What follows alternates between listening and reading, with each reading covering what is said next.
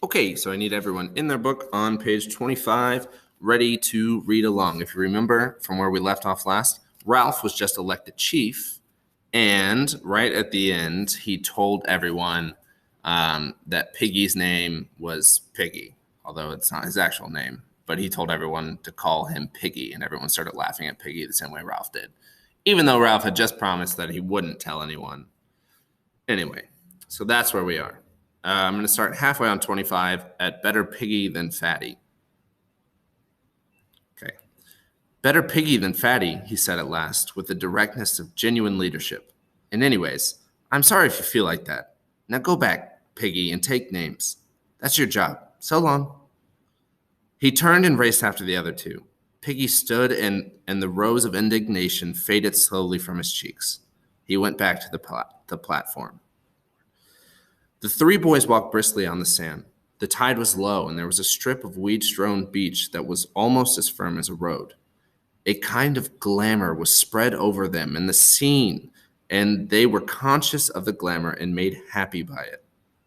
So I'm going to stop right there. I want you to paraphrase that sentence. I'll read it one more time and paraphrase it. A kind of glamour was spread over them and the scene, and they were conscious of the glamour and made happy by it. The word glamour means enchantment or magic. So go ahead and paraphrase that sentence now. Continuing on. They turned to each other, laughing excitedly, talking, not listening. The air was bright. Ralph, faced by the task of translating all this into an explanation, stood on his head and fell over. When they had done laughing, Simon stroked Ralph's arm shyly, and they had to laugh again. Come on, said Jack presently. We're explorers. We'll go to the end of the island, said Ralph, and look around the corner. If it is an island. Now, toward the end of the afternoon, the mirages were settling a little. They found the end of the island, quite distinct and not magicked out of shape or sense. There was a jumble of the usual squareness, with one great block sitting out in the lagoon. Seabirds were nesting there. Like icing, said Ralph, on a pink cake. We shan't see round this corner, said Jack, because there isn't one, only a slow curve. And you can see, the rocks get worse. Ralph shaded his eyes and followed the jagged outline of the crags up toward the mountain. This part of the beach was nearer the mountain than any of the other that they had seen. We'll try climbing the mountain from here, he said.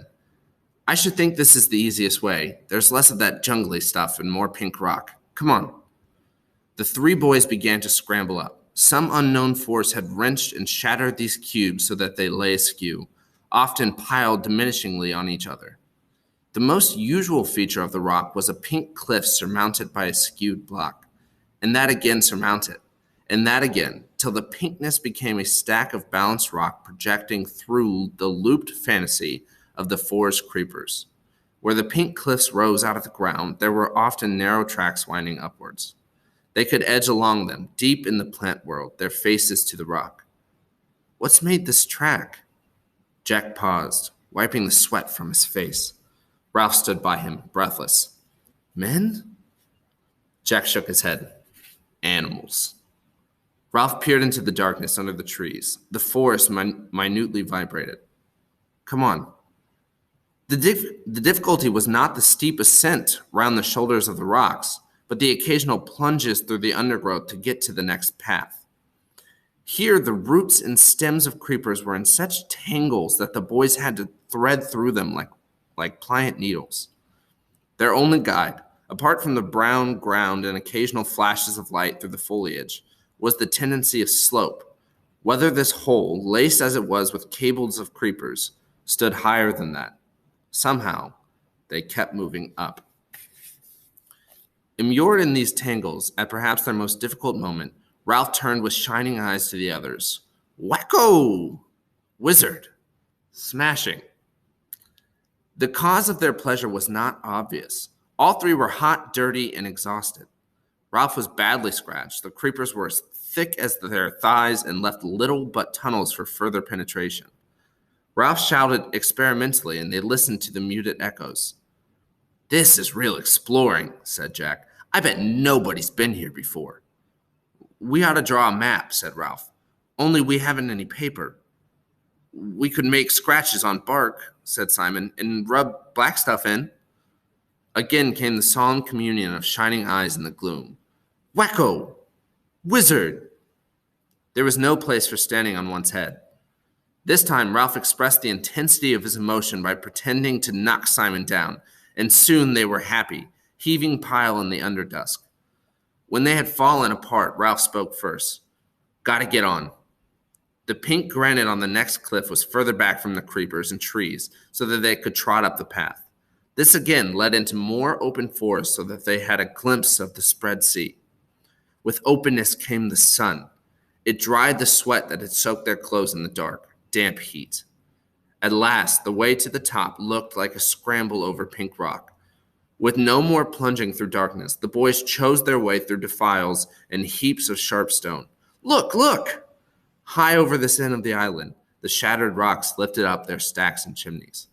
This one, against which Jack leaned, moved with a grating sound when they pushed. Come on! But not come on to the top. The assault of the summit must wait while these three boys accept this challenge. The rock was as large as a small motor car. Okay, so they're encountering a large rock on their climb up the mountain that is blocking their path. So now they're going to try to get rid of this rock. Heave! Sway back and forth. Catch the rhythm. Heave! Increase the swing of the pendulum. Increase, increase. Come up and bear against the point of furthest balance. Increase, increase. Heave! The great rock loitered, poised on one toe, decided not to return, moved through the air, fell, struck, turned over, leapt, droning through the air, and smashed a deep hole into the canopy of the forest. Echoes and birds flew. White and pink dust floated. The forest further down shook as with the passage of an enraged monster. And then the island was still. Okay, so what I want you to do, the boys encounter a problem, which is a large rock. I want you to tell me, what did the boys do with the great rock that they encountered? How did they handle this problem? Like a bomb. Weow! Not for 5 minutes could they drag themselves away from this triumph, but they left at last. The way to the top was easy after that. As they reached the last stretch, Ralph stopped. Golly. They were on the lip of a circular hollow in the side of the mountain. This was filled with a blue flower, a rock plant of some sort, and the overflow hung down the vent and spilled lavishly among the canopy of the forest. The air was thick with butterflies, lifting, fluttering, settling. Beyond the hollow was the square top of the mountain, and soon they were standing on it. They had guessed before that this was an island, clambering among the pink rocks with the sea on either side, in the crystal heights of air. They had known by some instinct that the sea lay on every side. But there seemed something more fitting in leaving the last word till they stood on the top and could see a circular horizon of water. Ralph turned to the others. This belongs to us. It was roughly boat-shaped, humped near this end with, behind them, the jumbled descent to the shore. On either side, rocks, cliffs, treetops, and a steep slope. Forward there, the length of a boat, a tamer descent, tree-clad, with hints of pink. And then the jungly flat of the island, dense green, but drawn at the end to a pink tail. There, where the island petered out into the water, was another island, a rock almost detached, standing like a fort, facing them across the green with one bold pink bastion. The boys surveyed all this, then looked out to sea. They were high up and the afternoon had advanced. The view was not robbed of sharpness by mirage. That's a reef, a coral reef. I've seen pictures like that. The reef enclosed more than one side of the island, lying perhaps a mile out and parallel to what they now thought of as their beach. The coral was scribbled in the sea as though a giant had bent down to reproduce the shape of the island in a flowing chalk line, but tired before he had finished. Inside was peacock water, rocks and weeds showing as in an aquarium. Outside was the dark blue of the sea.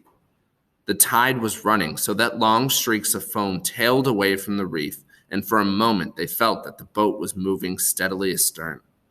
Jack pointed down. That's where we landed. Beyond falls and cliffs, there was a gash visible in the trees. There was the splintered trunks and then the drag, leaving only a fringe of palm between the scar and the sea. There, too, jutting into the lagoon, was the platform, with insect-like figures moving near it. Ralph stretched a twinning line from the bald spot on which they stood down a slope, a gully, through flowers, round and down to the rock where the scar started. That's the quickest way back. Eyes shining, mouths open, triumphant. They savored the right of domination. They were lifted up, were friends. So the boys have been climbing this mountain on the island all the way to the top, and they finally see the entire island all at once. I want you to go back and look at page 29. I want you to tell me, how do the boys seem to feel as they continue to scale the island and as they get to the top? How are they feeling? So we're going to quickly read a passage about the British Empire. Okay, so if you think of the country of Britain, which these boys are from, back in the 15th, 16th, and 17th centuries, Britain essentially became more than just a country, but an empire because they started essentially forcibly taking over countries. They felt like they had a right to the land and they wanted to spread their ideas and ways of life to different parts of the world. So they started taking over places. So we're going to read a quick passage about that. And then we will move on. So follow along with me. For more than a century, Britain was the greatest empire in the world. It began in the 15th and 16th centuries when global exploration, sanctioned by the English and Scottish people, began to establish overseas colonies. Initially, many colonies were established in North America and the Caribbean, but spread to Africa and Asia. When explorers arrived somewhere and found only native occupants, they often took possessions of it in the name of a king or queen. If there were no other Europeans there, they assumed they owned it and were in charge. The growth of the empire was not without opposition, notably from France and the Netherlands, and a big loss was sustained in 1783 when 13 American colonies broke away from British rule. Australia and New Zealand were later added to the growing list. The years 1815 to 1914 are referred to as Britain's imperial century, and at this time the empire included over 14 million square miles of territory and 450 million people. It included more than a quarter of the world's population. The empire was vital for trade and during the reign of Queen Victoria. At the height of the British Empire, British ports were full with ships arriving from far and wide carrying the goods that were processed and sold, making Britain a wealthy nation. British explorers even set out on expeditions to the Arctic and Antarctic. One such man was Sir James Clark Ross, who in 1841 discovered a region in Antarctica that he named Victoria Land. It was said that the sun never set on the British Empire. The empire was so vast that at least one British territory was always in daylight. About the passage that's going to be involved in the next few questions. So we just talked about the British Empire and how they would show up to lands, and if they didn't see any other European people, if they just saw native people that lived there, they would just claim the land as their own. So we're going to kind of be looking for that in this passage. So question number 3, we're going to reread this line. Eyes shining, mouths open, triumphant. They savored the right of domination. They were lifted up. They were friends. So when they got to the top of the island, they looked at it and they savored the right of domination. What I want you to do is compare it to the alternate version below. Eyes shining, mouths open, triumphant. They savored the chance for exploration. They were lifted up, were friends. So the question is, what does changing the phrase right of domination to chance for exploration do to the sentence?